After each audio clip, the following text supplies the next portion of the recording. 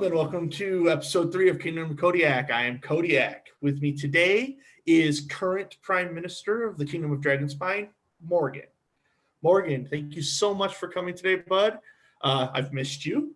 I miss you too. Yeah, it's been frustrating not seeing any of you. So I don't want to waste any time with this. Let's just get right into it. We got to get to the bare necessities. The important questions. The bare necessities. Absolutely. Sorry, Sin. So, Morgan, where does the name come from as far as Amtgard goes? So I had an entirely different Amtgard name when I was like 15. I took a long hiatus after some stuff went down when I was in the Iron Mountains. And when I came back to the game, I wasn't really serious about being serious in it. And I said, well, you know what? I introduced myself as Morgan, which is my real name, and it just kind of stuck. And so I kept it that way. I did add some, I did come up with a last name. My full Amtgard name is Morgan von Magwathorin, but I don't hardly ever use it because a lot of people can't pronounce it. Where did the last name come from? So a friend of mine he sells exotic rugs in New York, like really fancy ones, like hundreds of thousands of dollars kinds of thing. And the guy's writing an amateur book, and he wrote one of the characters based on me. I don't know why, but that the character's name was Magwathorin. Oh, well, so the tribute. I told him I told him exactly. I told him I was going to use it as my last name, and he says that's cool. So you mentioned 15 years old when you first broke in. So how long have you been playing the game? 19 years. October of 2000. Wow. And go ahead. No, in October of 2000, I started in Colorado in a little group called Crimson Dawn. And then made your way down into Dragonspine. Well, yeah, so I actually moved farther north. I went, fought in Dark Moon in Colorado Springs. Then I ended up in Fort Collins, which is where the Northern Holdfast is. And that's kind of what I consider my home park. That's where I spent the most time. It was, Saturday and Sunday, Amtgarding down in Denver in DIM, which at the time had some of the best fighters in the world. And then up in the Northern Holdfast 2 days a week for years. Well, we're glad to have you here now. So thank you for being here. Thank you. All right. So I usually ask this next. What award are you most proud of? Oh, award? Yep. Probably my 7th warrior. Okay. I have 8, but I got 7 for winning the 6 and under tournament 2 years in a row at Clan. The first year I won it, they didn't want to give it to me. I don't know why. And then the second year I won it, there was so much of an outrage that I was still in it that it was actually really flattering. So definitely my 7th. Fantastic. All right. So what is your favorite class to play in battle games? Wizard, definitely. Okay. Why would that be? Because I can take a ward self, a sphere, and a single short sword, and I can break a game. I don't actively try to break games. Just let me throw that out there. But in my opinion, Wizard and Bard are like right on the same level of being really high skill cap classes. And I mean, I always feel like no matter how good you are at there's always stuff you can improve on. And with some of the other classes, it's always the same too, but Wizard especially. Right. Yeah. Over the weekend, we were doing some classes, and there was talk about druids being overpowered. Obviously, as a druid, I take a little bit of offense because I've seen the other spellcasters be very dominant, but I understand their point of view. I don't want anything to change because then I got to reteach myself. You are perfect as a druid.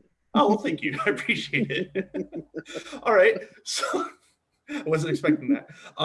So inside of being classes, we have battle games. What is your favorite style of battle game? I like Class Ring the Bell. My Okay. favorite is, and if and you gotta hear me out because we play this one a lot in OG. We've adjusted the rules on Ring the Bell because a lot of times, a lot of places do single ding.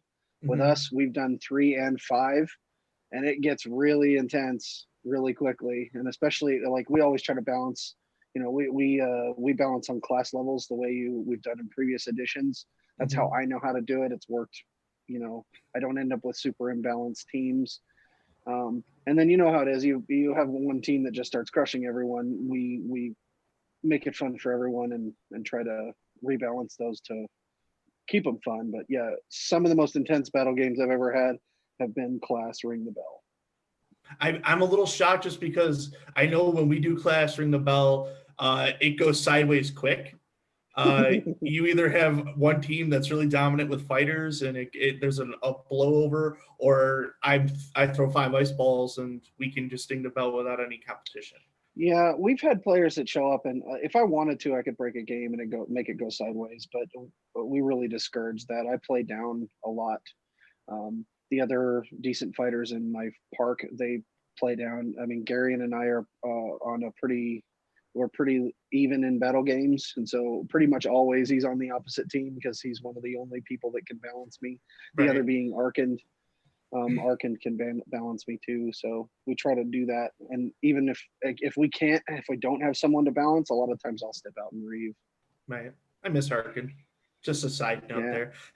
I'm we gonna got be bringing that. I'm gonna be bringing that kid to mid rain if things still happen. end rain. We just had mid rain. Did I say mid rain? You did. End rain. End End rain. rain. Yeah. The end of Queen Baldur's run, because you know it's time for Bear to do the job. The bare Anyways, necessities. right, there we go. Now we're bringing a kingdom line. All right, so we're going to talk about some of the questions that were brought to us by the populace as a whole. Zana provided like 4 or 5 of them, really good questions, especially for you being one of the high tier fighters getting ready for that next level of the game. I don't think I'm a high tier fighter, but I'm getting there. Well, I mean, 8 levels or 8 orders of the warrior is pretty high, and especially in our kingdom, given the competition we have at knighthood That and is stuff. true. Yep. It makes it complicated to get higher rewards, but I I actually would had feel a like it's rewarding to do that. I had a conversation with Michael Hammer of God at Spring War, Mhm. and I've known him a long time, and I hadn't seen him in a long time. And I actually told him that I feel like I almost have to start over. Like 1 to 7 was done with, and now 8 to 10 is twice as much work.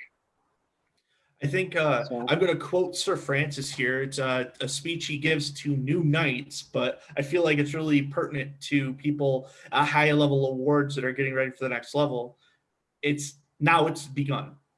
The mhm, work has begun now, and I feel mhm. like when you're staring at 8, and you know that 9 and 10 is essentially you got to win kingdom level, or inner kingdom or whatever. But in those orders, that's difficult. Our kingdom provides some very stout competition, and inner kingdom only brings more. So Yeah. Hmm. yeah, but No, kudos I to you. agree. Thank you. So the first questions I wanted to ask was, who do you train with? We talked a little bit about this when it came to balancing battle games, but who do you train fighting with? Well, obviously my company, we got a Rock Vanguard. Um, as a smaller company, we've kind of had to build ourselves up, and you know, the I would say the 2 biggest people that I'm sparring with lately are going to be JoJo and Arkand. JoJo, that kid's a sponge. To the point that I've almost stopped teaching him stuff because he starts using it against me, and he's getting a little bit scary. I Right. mean, he's 19. He's got 7 warriors already. I mean, if the kid could travel, I have a feeling he would already be surpassing me. And I'm doing everything I can to keep up with that kid. Right. Well, I mean, So, it sets a good meter for you. Like you. well, and I don't want to stop training him, because then he's gonna, he might stop improving, which will stop me from improving. But I'm actually gonna look at doing a fighter practice with just him and I, and maybe his brother here at the house, and I'm gonna try to get some footage with this tripod setup and stuff. And that's the next step, is I'll be sending that to the dojo. Delos offered to review a bunch of footage for me and see if he can help me close some gaps. Cool. Do you also take, like, when you're fighting in tournaments with our Sword Knights of the Kingdom as training, even though it is in tournament at that point too? Is there some coachable moments in there? I mean, I'm always looking for ways to improve. I watch everyone, the way they fight, the way they do their footwork. I mean, Shion is a perfect example. I try to watch every single fight that Shion does, unless I'm the one fighting him. I try to watch him like a hawk, just because his footwork is amazing. Anatol is the same way. Their footwork is amazing. And I mean, I found that a lot of the top end fighting, it's not necessarily about reflexes when you're getting to that speed. A lot of it is just muscle memory and good footwork. It's who's going to outsmart the other person. Right. They always talk when you get a class from them, which we've had the pleasure of having Sir Anatol and Sir Shion down at our park, and they always talk about it's a chess match. You know, do you want to be on the offensive, defense, that kind of thing? It's about where your feet are. It's knowing your range, the importance of the differences in size weapons, and knowing the difference of what your opponent's carrying, stuff like that.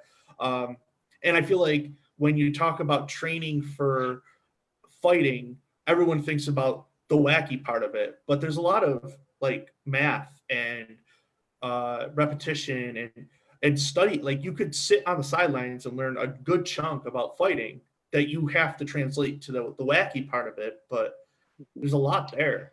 There was, I don't remember where it was from, but it was really cool, and it said that fighting was 10% 10% head work and 90% footwork.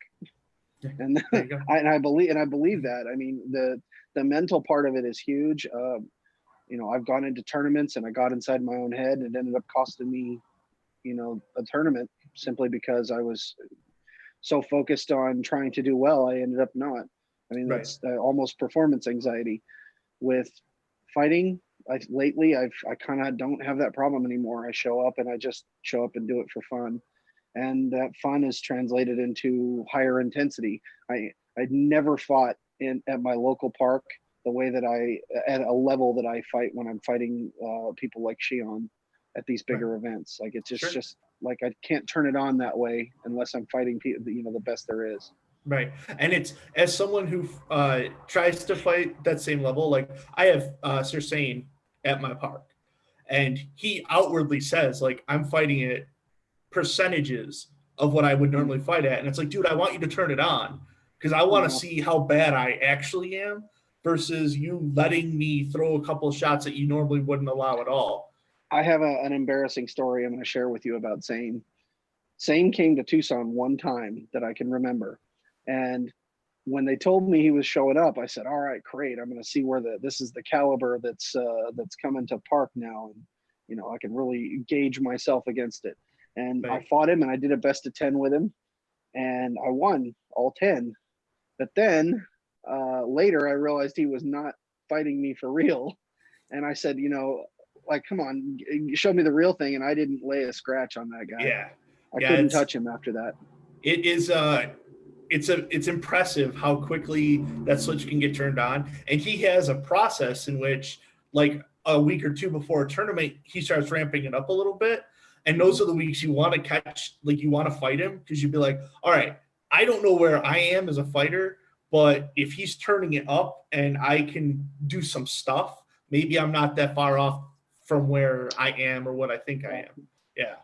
Yeah, so I like to think that I've gotten some of those guys to have to really turn it up to 100% against me. I don't think that that's true yet, but I'm hoping so.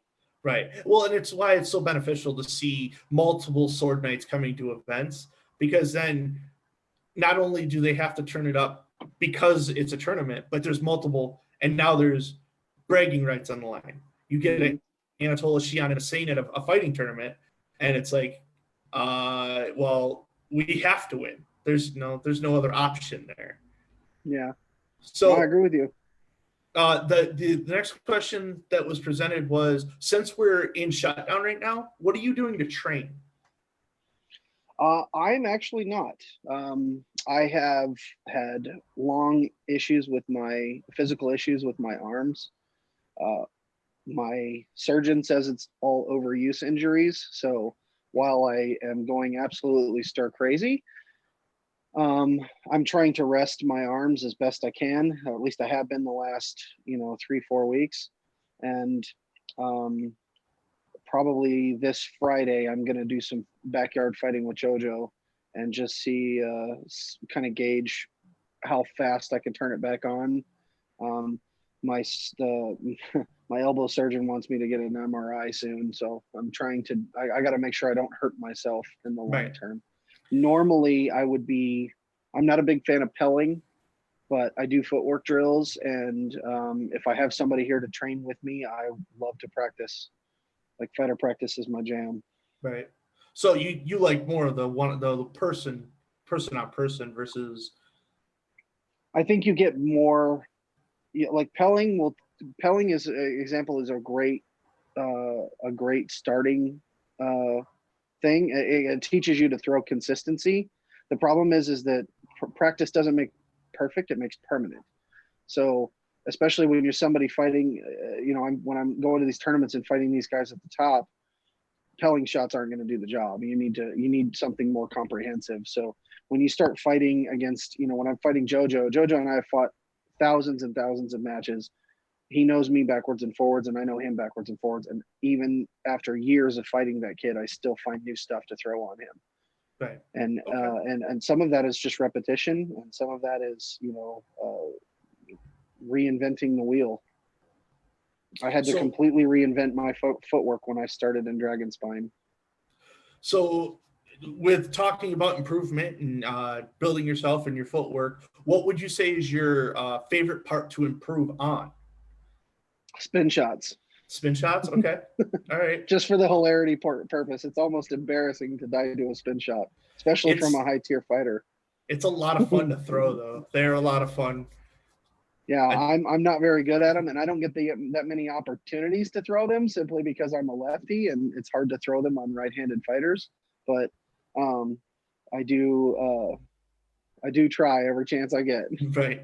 Well, as a fellow lefty, I can appreciate the struggle, but it's still hilarious to throw them. So, moving into the fighting part of it itself, what is your favorite shot to throw? The flick, absolutely. Okay. Um, for those of you who don't know what the flick is, uh, the flick works better as a lefty shot fighting a righty fighter than it would a righty on a left, because there's so fewer left-handed fighters.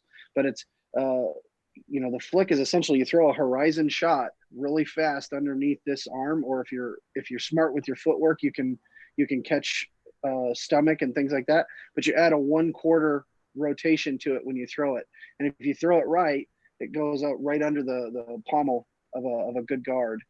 I mean, and not only that, you throw it correctly, you're throwing into guard. So something Sane taught me that a lot of shots you throw them, you want them to end in a way that you can also block.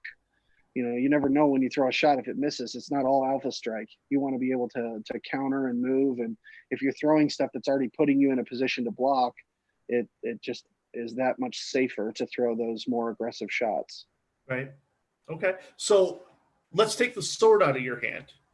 You can use any other weapon in Amtgard or any other, any other weapon in Amtgard. Okay. Now, what's your favorite shot? If I'm not using a short sword, Yep. down spear, definitely. Yeah. And yeah, and JoJo and I practice swording down a lot. That's Which is yours like the up on a down spear, or is it a uh, fake up and stab, or? I would say I like doing the kickouts. So you kick the bottom of the pole and you rotate it outwards, and you can do the inside or outside stabs with it, and it's a pretty modular weapon as long as you maintain the distance correctly.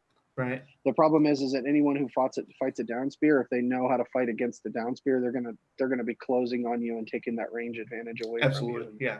And that if somebody's faster than you is tough to overcome. Right. The downside for people that are trying to break a down spear down though is you're very tall.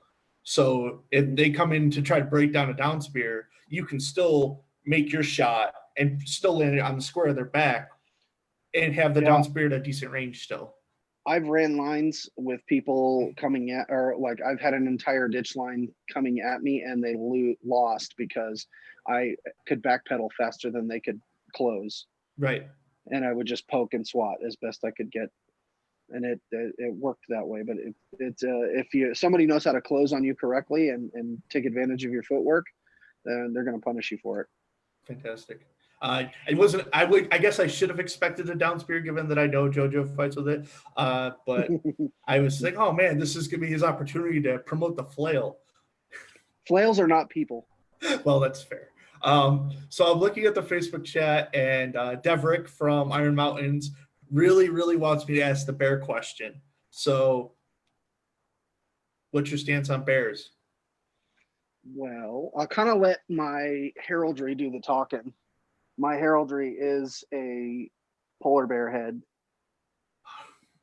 So I think that kind of speaks for itself. I And it believe actually that. started as a nickname or as a running joke because I'm hot all the time. Like I sweat like crazy. I'm a big guy and I'm never cool. I have 2 ACs running right now. Right. And so I always tell people I'm a polar bear who lives in a hot climate, and that it was funny, and I kind of ran with it, and I ended up making it my heraldry. So, friend of bears is where we're putting you on that. So you're Yep, Kodiak absolutely. approved at this point. I'm a Awesome. there was another question put out that seems to be a running Kingdom of Kodiak joke at this point. There's supposed to be a free toaster given to Sir Glenelg. I don't know anything about a toaster. He ain't getting mine. Yeah, the Cylon from last week, Zana, it was said that he didn't know either, and Royal Highness Balder didn't know, and I have no clue. Maybe Damon Abuli will know next week. I don't know. We'll figure it out. So, another question from Devrick from Iron Mountains, and this has to do with some more high tier thinking. Okay. Being that you're 8 Orders of the Warrior, at some point, people are gonna see you get a 9, a 10. Hopefully. Warlord. Yeah, fingers crossed. I mean, we want to see everyone do well and succeed. But you're also now starting to do a little bit more of the Kingdom Office thing. Now, we've talked about you being in Kingdom Office, but has being in Kingdom Office changed your approach on what the warrior ladder means to you as far as knighthood? Absolutely not. No, I have I came into this game and just wanting to hit my friends. I very quickly figure, at the time, I mean, this is early 2000s Iron Mountains. I had people like Thor and Jabberwock and some of these guys that Leroy was a friend of mine, and you're fighting guys like that, and there were days I fought in the Iron Mountains and it was 8 warlords, me and like one other newbie, and we would just get wrecked for 4 or 5 straight hours. Some people don't find that fun. I enjoyed every minute of it. And I knew that at some point I was going to be one of those guys. I ended up, I had a roommate who I don't even know if the guy still plays or whatever, but he owed me a lot of money because he wasn't paying me rent. And I kicked him out of my house, and and this was back when Ruth's old orc existed. And he deleted my records off the orc. So I went from 6 warriors to nothing. And some of that got recovered, but I mean, this is my second time up the ladder, and ain't nothing's going to stop me. But I digressed a little bit. To answer your question, I've been doing this for 19 years. I've ran for every local office. I've ran parks. I've helped start parks. Um, and I actively contribute to keeping Tucson active, and I'll continue to do so. I just kind of felt like the political climate in Amcard right now is really hectic. It's really chaotic, and I never realized that I never really thought that I had anything to offer at the kingdom level. And I got pressed by a lot of people in my fighting company, and some of my longer Amcard friends, and some people locally who said, you would probably be good at this. You should try it out. And so this has kind of been my trial run, uh, in Kingdom Office. Now my plan is I'm going to try to pick a new office and I'm going to do a year in it for the next 5 years. That's the plan. I don't know if I'll succeed. Right. I may not always win contested elections, but so far I'm trying. Right. It's an honorable goal. I do want to take a little bit of credit because at GOTC one of these past years, I did approach you and Arkin and was like, hey, guys, fill my team out for me. When I thought I was going to beat Balder, lo and behold, I did not. But I mean, you're in office, so yay, we did it. It was a team effort, I guess. Yeah. I do give you some credit. I took what you said to heart. Well, it's nice to see a new, I don't want to say new because you were doing a lot of local offices, but trying to get some new people into kingdom level positions. We have a lot of veterans that are burned out from doing that. And as a local Las Cruces player, I see that firsthand. So it is really awesome to see some of the other Kingdom populace stepping up, and you're doing a great job. I mean, I'm also in the BOD with you, so I get to hear you participate in that. I'm at every event with you, so I can see how you interact with people. Like, I mean, you're doing great, man. I love it. I'm trying. Thank you. Yeah. So I want to swing this back to fighting real quick because I did want to get those questions. The people that wanted those questions asked are sitting there and they're twiddling their thumbs. So let's go back to fighting real quick. If there was a fighter in the game right now, and it could be someone who's better, like a sword knight or someone who's lower tier than you, who is your kryptonite right now? My kryptonite? Yep. A few people. I would say the people that I just cannot reliably beat. Yep. I would say Sane is one of those. Okay. I would say Show from the Northern Lights is one of those. And Tog. Atog is definitely there. I fought Tog at Spring War, at this past Spring War. He took first in the general tournament and I took second, and I'm not gonna lie, it pissed me off something awful. So and this that isn't the first, that isn't even the 10th time that's happened. Like it just always seems, I mean, he's the best in the world lefty, and I expect that when I fight him, but even when I show up with the new stuff, he's ready for it, and that's frustrating. So a park day for me once had Atog, Anatole, Sane, Dom, Sir Manthax from Burning Lands, and myself as the winners losers field. Oh, that sucks for you. That sucked a lot for me. So you were hoping they would take each other out then. So we had one of our new players was watching, and he's just like, I don't want anything to do with that. And my eyes were about this big, and this was recent. This wasn't like last year. This was maybe 2 months ago. My eyes were this big, and I'm like, oh, I'm going in because I'm going to get slaughtered by every one of them. I would have been excited for that. Absolutely. It was so much fun. Like you said, Atog as a lefty, and then Sir Anatole's just understanding and mechanics. Sane has these beautiful shots that he throws. And then you get like Sir Manthax, who's comes from another kingdom, so you don't fight him as much, and he brings some different stuff to the table. Dom is also where you're at, is right at that next tier. He's almost there for Warlord, and it was just, you salivate getting an opportunity like that to be like, all right, I'm the worst fighter on the field. Yeah, and But like I said, I relish those moments. I look for yeah, that, and I don't ever turn it on the way that I do when I fight guys like that. right. Um, like when they're not there, I can't fight at that level. It's so interesting to see, like, you turn your switch on, but then you're watching these guys who, like, Sane and Anatole have been fighting forever, Hmm. and these guys have thrown so many shots. And to us, it could look like they're going full bore. And then they stop and they smile and they joke about their throw or their possible throw or the half step that they made incorrectly or something like that. And it's like, wow, like, I, if I'm not 100 in on a fight, I don't even like survive the first 30 seconds. And these guys are joking about what looks like Hmm. a Super Saiyan fight. Well, and like I said, I would not have fought on the Iron Mountains. I was fighting guys like Thor and Leaf and Kesgar and Axgar and these guys that are just they were the best at the time in the game. I mean, Thor is a methodical fighter, like one of the best Florentiners I have ever seen.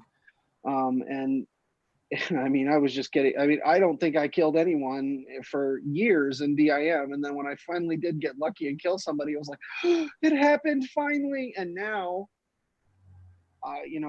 at mid range, I simoed Anatole like 6 or 7 times, and I ended up winning that bracket. And so and that was a huge milestone for me. Winning a bracket with 3 warlords in it is a that was the next step. And now the next step for me is to do it in multiple categories. Right. Yeah, absolutely. I mean, it's obvious. If you get one, the next step is to get a couple. Well, I Uh, mean, when I started, I just want to kill one warlord, just one in any right. match, and then I'd get it, and I'd be satisfied with myself. Then I said I wanted to place in a category, and or no, then I said I wanted to bracket in a category, and then I wanted to bracket in multiple and start placing. And I've consistently hit those tiers, and it's just taken longer each time, but I'm getting there. Well, outside of also being a good fighter, you are a teacher. So now you've mentioned JoJo, but I have some firsthand experience with you at GOTC this last year. You sat and watched the 0 to 4 tournament. You watched me hobble around most of the time and Mm-hmm. attempt my best to do that. But uh, I don't think there was a round of weapons where you didn't come up and say something or give me some insight or something like that. So I mean, you're not even just taking care of your own people. Like you're looking outward and seeing friends, but there's stuff that can be coached and you're putting it out there. That's good leadership no matter what. Yeah, and I didn't start doing that until recently, and I truthfully I don't feel like I'm that great of a teacher, but um, Uh-oh. I I haven't. You still hearing me? Yeah, I can hear you. It paused for Okay. a second. You're fine. Yeah, I don't feel like I'm that good of a teacher, but I realized that I'm seeing a lot of the stuff that I was doing in my plateaus. I Mhm. saw that with some of the stuff that you were doing, especially tall guys. We get legged a lot. It's you know learn improving my footwork improved that Right. aspect of it, and I think that's actually something I talked to you about was how you Yep. were standing, and it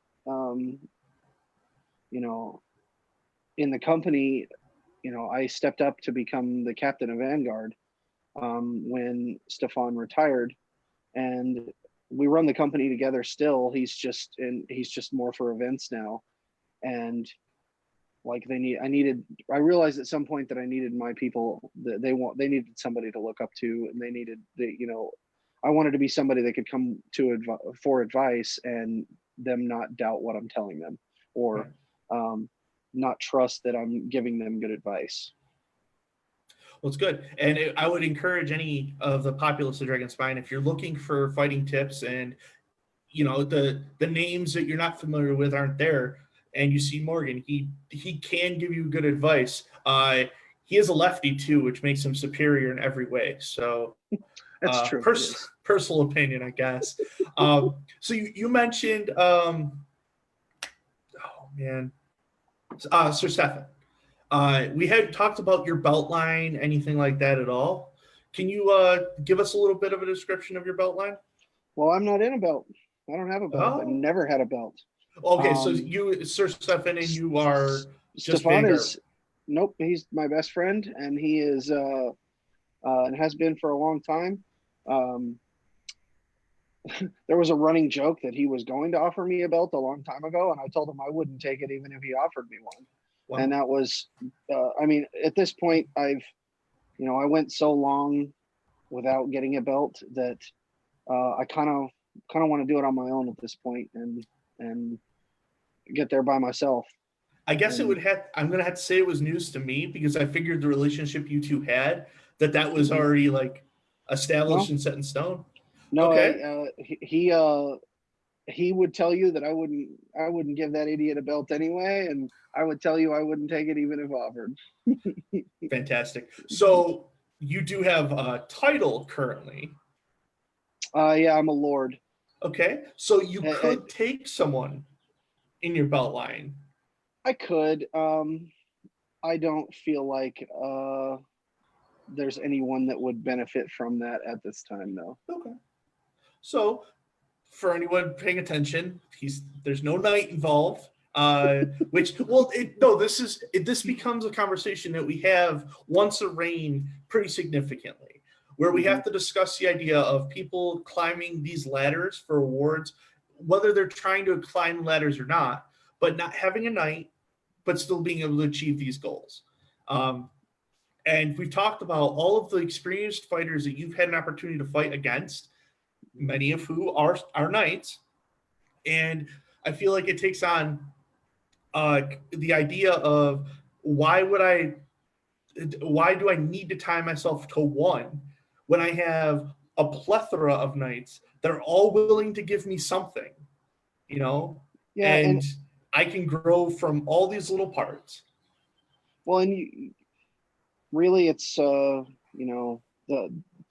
belt line relationship is something that should be uh, cherished and encouraged.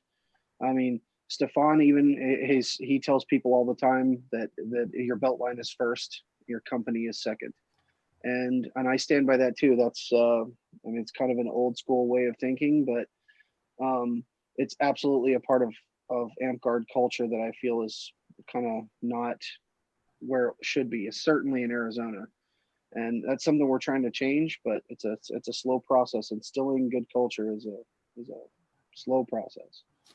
But I Speaking, absolutely go go ahead. ahead. I'm sorry. No, I was going to change subject. Go ahead. No, go ahead. Uh, well, you were speaking of culture, and Mhm. I distinctly remember you saying at Midrain that there was more. You would have liked to have more. I don't want to say RP, but more of the cultural appropriate uh, happenings at Yeah, a mid-range event. So you're approaching royalty the correct way, and you're making sure you're taking your knees and stuff like that. Do you want to yeah, expand upon that for the rest of the yeah. people? Actually, I have a really good example. I went to there's an event in Polaris called the Great Adventurers Challenge, and it's an event that I'm annoyed by that because I went up there, I flew up there, and it didn't have a tournament. But I'll be salty about that forever. But the the event that I went up there for that one because some friends of mine said they were going, and um, it was the first event that Polaris's coronating event to become a kingdom. So Right. they had just passed. So that was their first kingdom level event, um, and it was spectacular. I mean, they had a makeshift castle built, like a full size makeshift castle. It had walls and everything. We had battle games with 15-foot poles. I mean, it was phenomenal. The culture side, the difference is, there's more in Dragonspine in New Mexico, like New Mexico Amp than there is in Arizona, and that sucks. And I'm trying to fix some of that, but it's still not as much as you see in other kingdoms. I feel like, and that, as an example, like when we did coronation at Polaris, I mean, there must have been 200 people there, and there was not nobody was talking over anyone. Nobody was ruining the moment.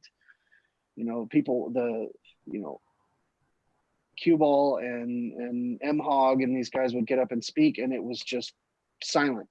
Right. And I mean, to try to do that in a Dragonspine event, I feel like it'd be impossible, because I just don't feel like people are invested in the culture as much as, you know, some of the old school Amtgard groups. And I mean, Polaris, I feel like, has been largely coached by M Hog, who is one of the oldest school Amtgarders there is in terms of culture. I mean, he practically wrote the book, and that's, you know, kind of where I'm coming from. Back to your original point, you know, it doesn't have to be super formal all the time. In fact, some of the best courts I've been to had a lot of jokes and humor and things like that, but there's still respect points that were maintained. You know, when someone calls pretend and you know, you have your monarch speaking, you weren't talking over him or, you know, talking at a table. And it just, you know, especially now sitting at the front table, even in a small room, it just drowns out everything in it. I kind of feel like it takes away from it. And I really wish I could get people to go to an event like that and see it firsthand, because once you've seen it, man, you're going to want more of it. Yeah, no, it can be addicting for sure. I feel like one of our quirks in Dragonspine, that at least when it comes to court, is the fourth huzzah. We always get, well, I guess we don't always get it, because if Sir Sane doesn't make it to an event, it doesn't get done. But the fourth call to huzzah on a 3 chant, and see how many people he can catch makes him really happy. Yeah, and I think that's tacky, and I've told him that. It's, you know, the way that I grew up in Amtgard, you know, huzzahs were for high tier awards, and like you'd give out a title and somebody would get one.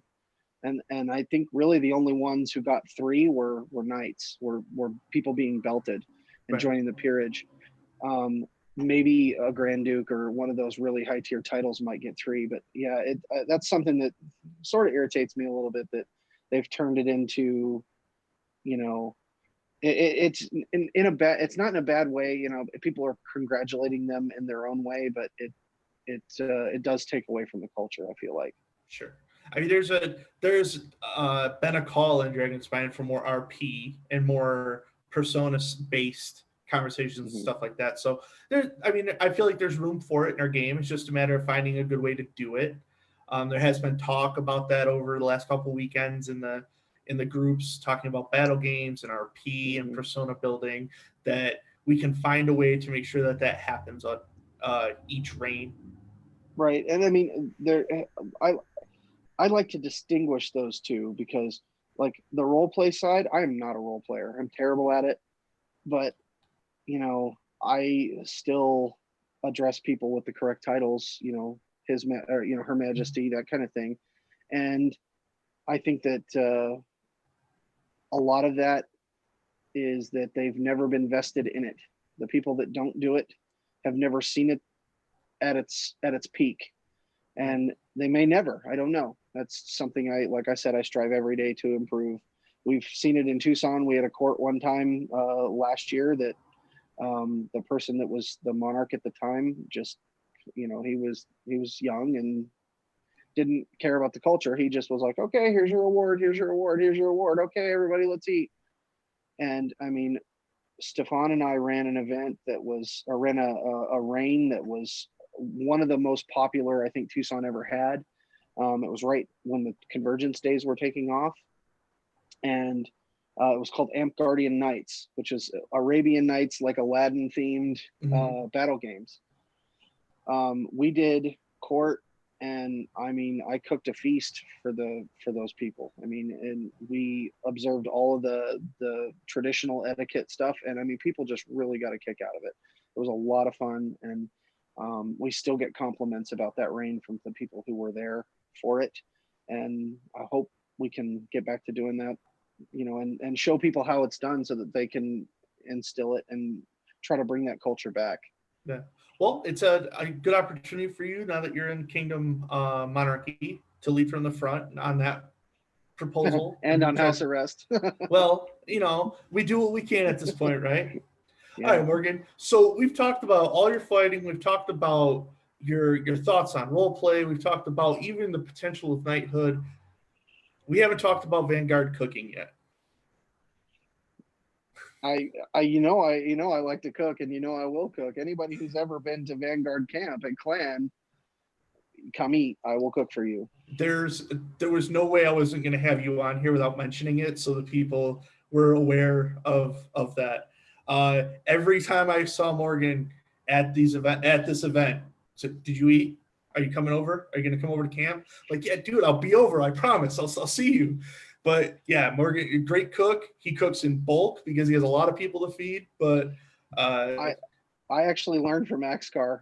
I don't know if the Iron Mountains still does this event. They used to do an event called Chop Stock, and it's literally a pirates versus ninjas themed event. And it was one of the funnest events I'd ever been to. And one of the events was there. I was on the ditch field, and Axcar hit me with a pole, blindsided me with a pole, and he hit me so hard that I felt the back of my head touch my ass, and I leveled out in midair.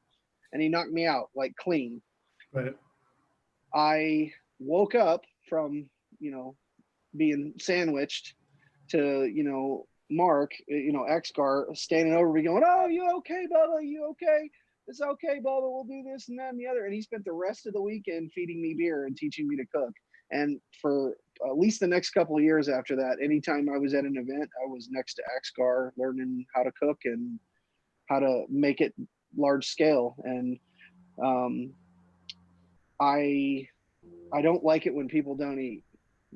I've been to too many events where somebody we held a sword cover building class at a Denny's in Tucson, and one of the people that showed up didn't have any money, and it just doesn't sit well with me when everybody else is sitting around eating and somebody can't because they can't afford it. That frustrates me. So in Vanguard, I cook extra, and everybody can come eat. So a couple of things. I agree that you won't make sure people don't eat, but you're also always picking up the tab, which doesn't make it very fun for other people to eat around you. Because, trying to be a good guy back to you, and you've picked up the tab on me. So I will get you back for that. But that's fine.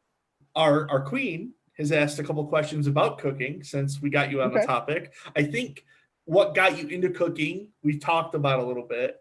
Yep. But he asks, what is your favorite thing to cook? My favorite thing to cook? Yep. Lobster tail, definitely. You heard it first, guys. Next GOTC is going to have lobster tail. I'm a big surf and turf guy, and actually, I can make that happen. I have access to Restaurant Depot. Don't tempt me. So you're a surf and turf guy. So is lobster tail your favorite thing to eat? It's definitely up there. I'm a total foodie. I would say sushi is my favorite food. That's something I haven't expanded into yet until making my own sushi, but it's coming. Yeah. Oh man, that's one of the problems with being locked down. Can't get sushi. Yeah, dude. I went to at Midrain. I went to this sushi bar downtown in Albuquerque that evening, and I must have spent $150 on sushi down there. It was awful. That's fantastic. Well, so lobster tail coronation, you got it. So wow. Sir Randall, way to put him on the spot. I appreciate it though. That's me coming into office. Well, coming into King. So down. Well, you hope. Oof. People of Dragonspine, please don't make me lose to no confidence. Thank you. That's hilarious. So there was when I first ran for my first office in Cruces, we started calling my son No Confidence because I was running unopposed. But if I was no confidence at my own park, at least my son would win. That's funny. Yeah, well. So, all right. At this point, we're about 50 minutes in, Morgan. I've asked you everything I got.